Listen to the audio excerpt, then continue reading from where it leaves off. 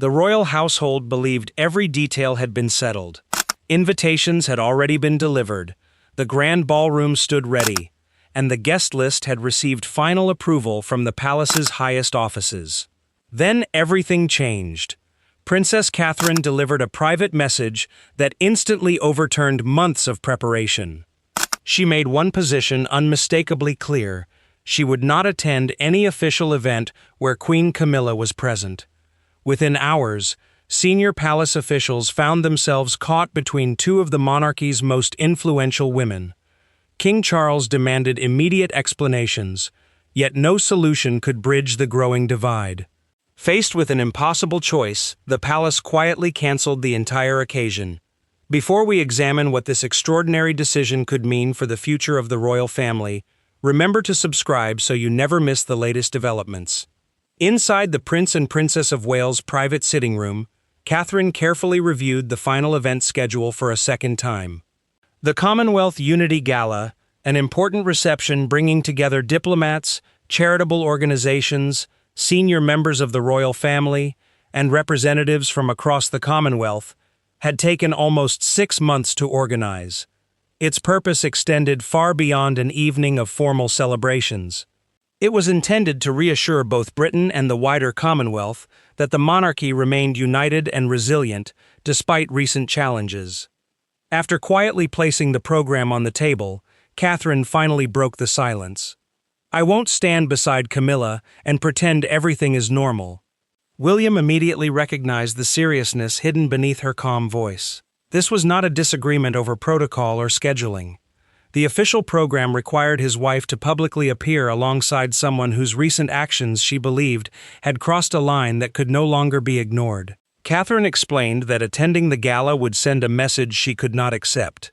Remaining silent in public, she said, would be interpreted as approval in private.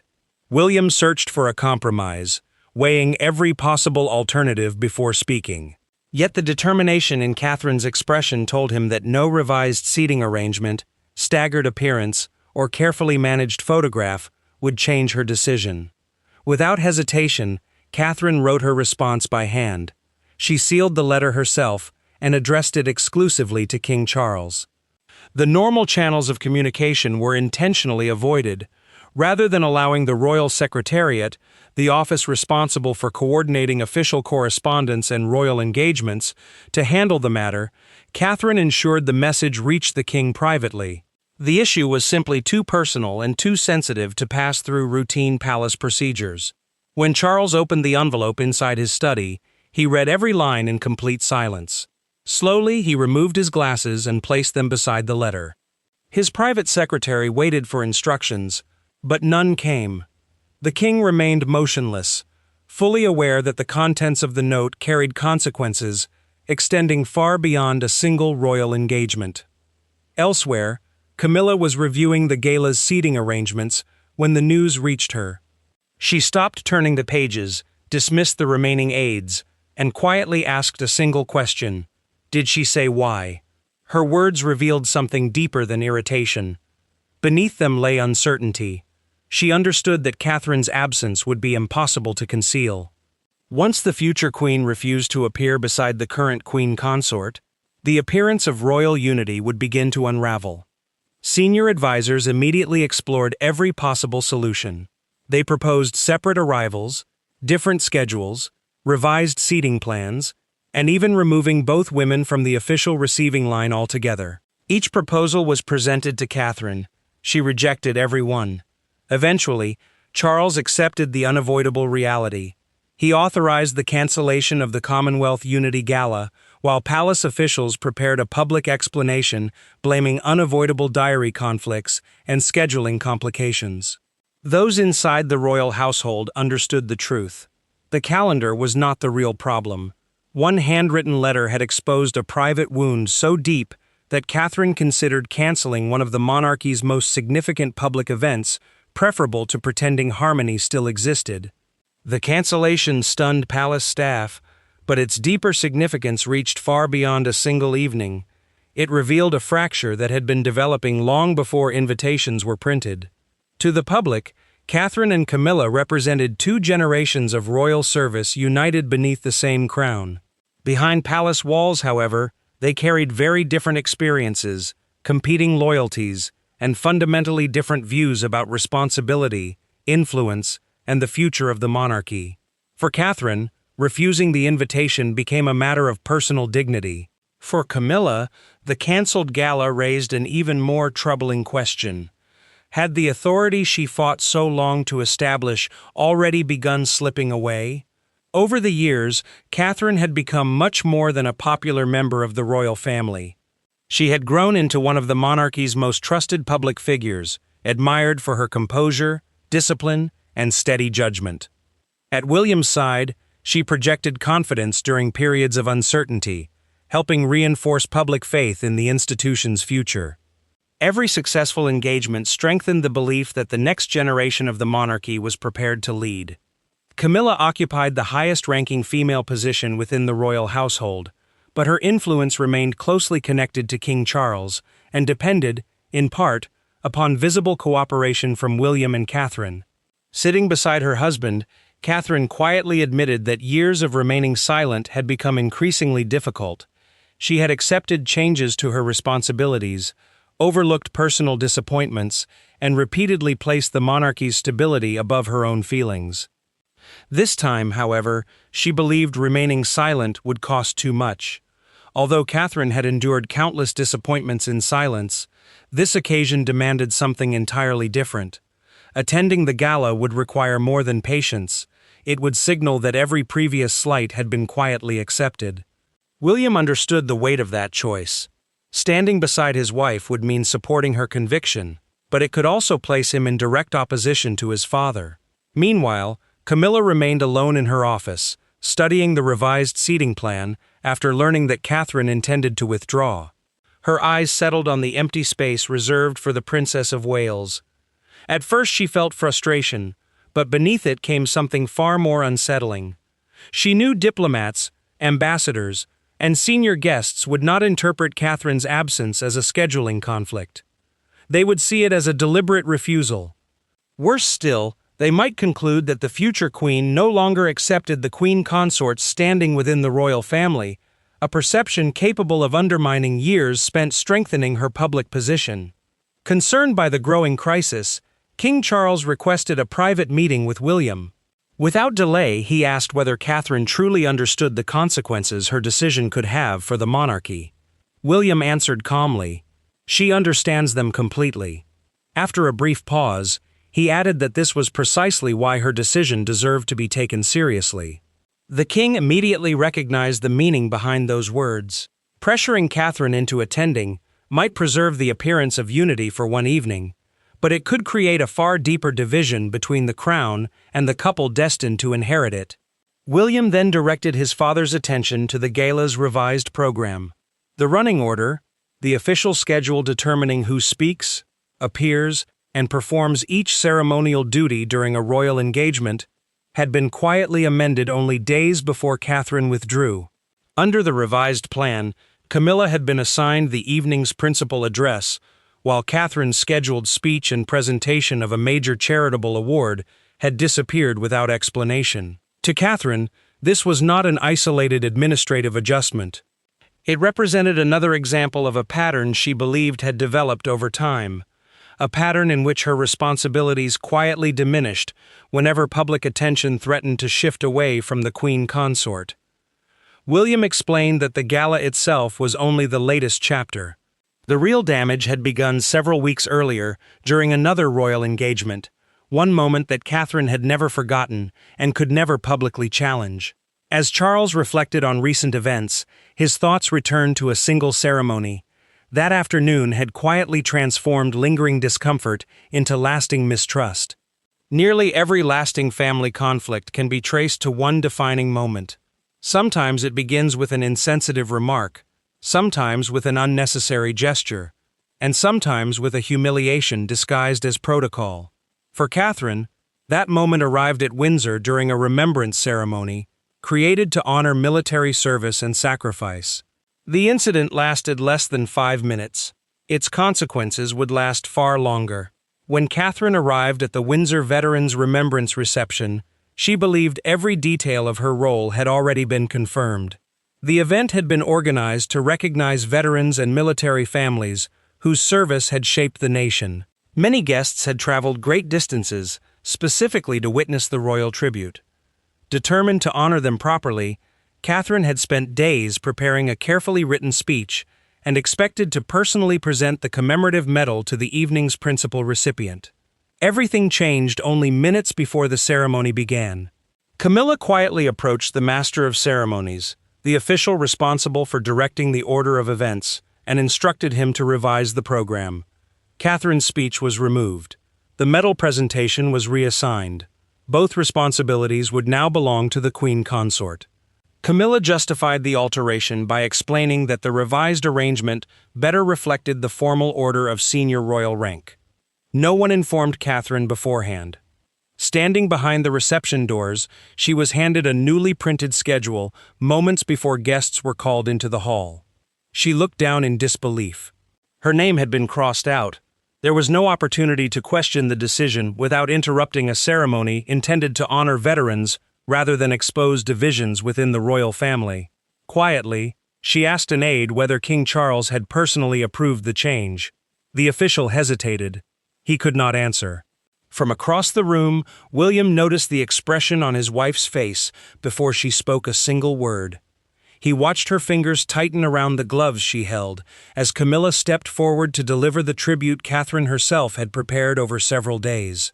Instinctively, William leaned closer. He was ready to intervene.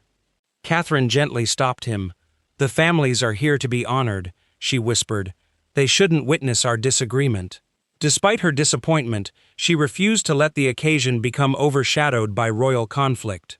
Only after the reception had concluded did Catherine quietly approach Camilla in one of Windsor Castle's corridors. Without raising her voice, she asked why such an important decision had been made without consulting her. Camilla answered that the revision had simply reflected proper protocol.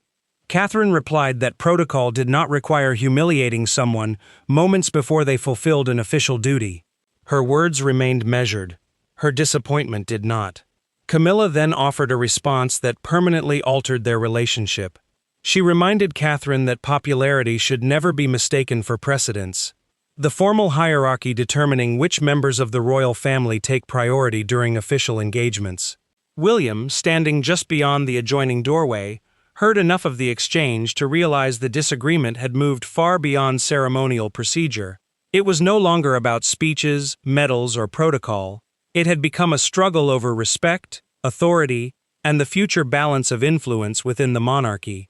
By that point, the disagreement had become far more than a dispute over royal protocol. It had become deeply personal. That evening, Catherine quietly told William that she would continue supporting King Charles and fulfill every responsibility expected of her as Princess of Wales.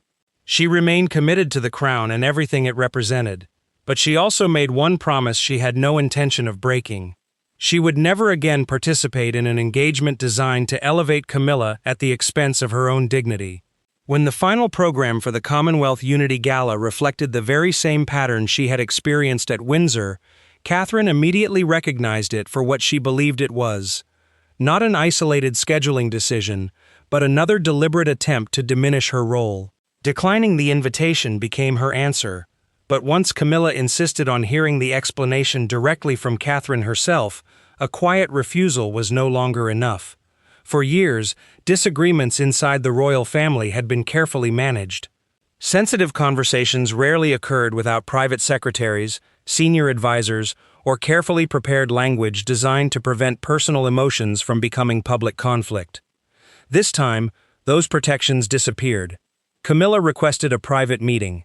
She wanted no advisors, no officials, no intermediaries. She believed that speaking face-to-face would allow her to regain control of the situation. Instead, it became the conversation that permanently changed their relationship. The meeting was arranged at Clarence House. As one of the king's principal residences, it served both as a private home and as a center for official royal business. Camilla felt confident there. She knew every room, every member of staff, and every tradition attached to the residence. Catherine accepted the invitation without hesitation. Before leaving, however, she made one point absolutely clear. William would know exactly where she was, why she had been summoned, and what the meeting was expected to address. Nothing about the encounter would remain hidden.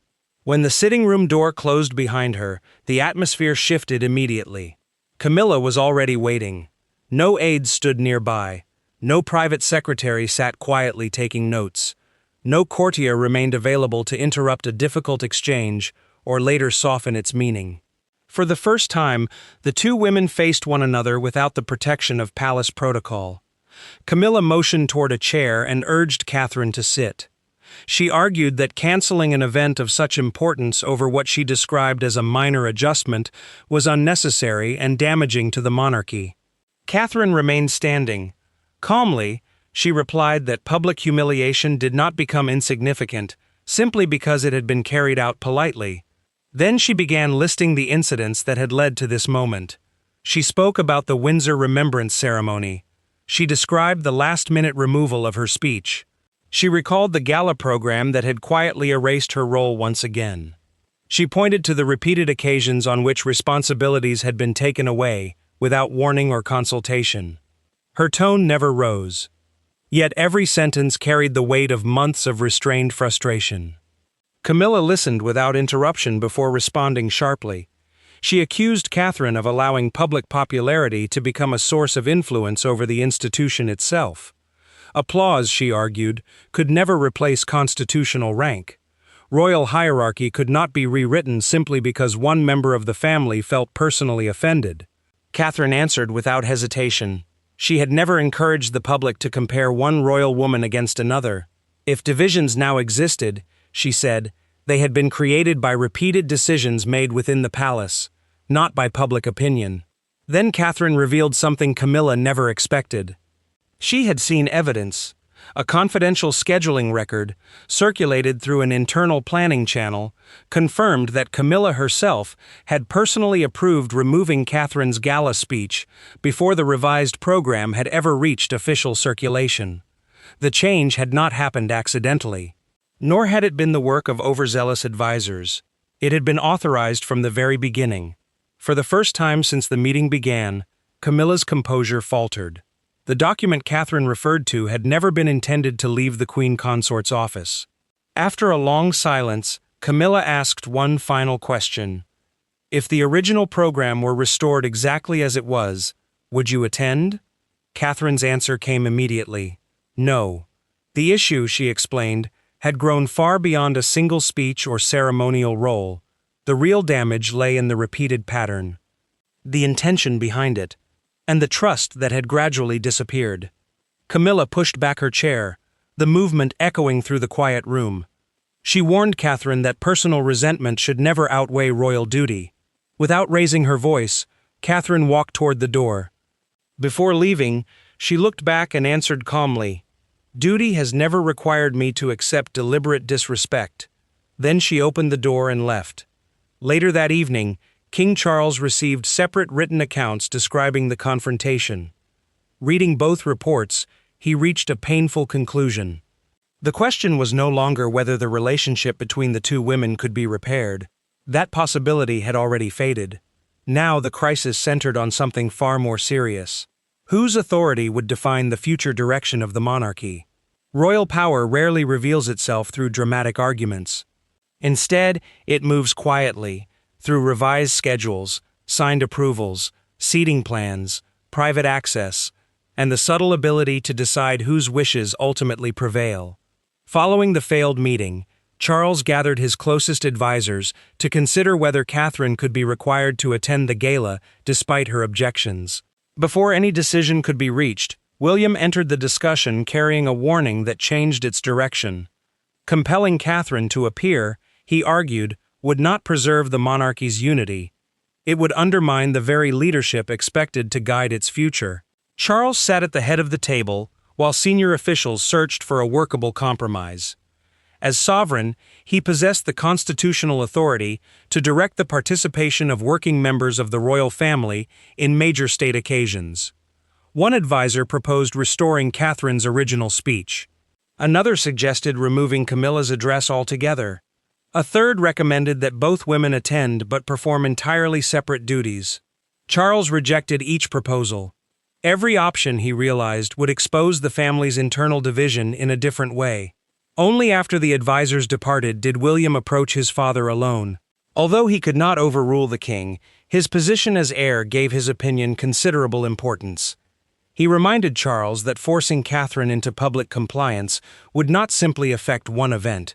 It would create a lasting division between the current reign and the monarchy William and Catherine would one day inherit. William urged his father not to mistake Catherine's decision for simple disobedience. He reminded the king how often she had protected the institution by remaining composed under criticism, accepting disappointment without complaint, and continuing to perform her duties despite private hurt. For years, he said, her silence had been interpreted as unlimited patience. Now, after finally drawing a clear boundary, the palace seemed prepared to treat her as the problem. Charles listened quietly. He admitted that canceling such an important gala would leave the public believing he could no longer maintain unity within his own family. William met his father's gaze.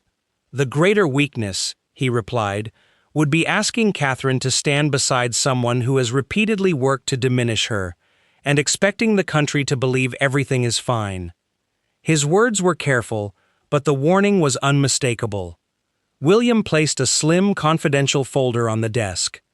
The file contained revised programs, internal messages, and written approvals linking Camilla's office to several reductions in Catherine's ceremonial role.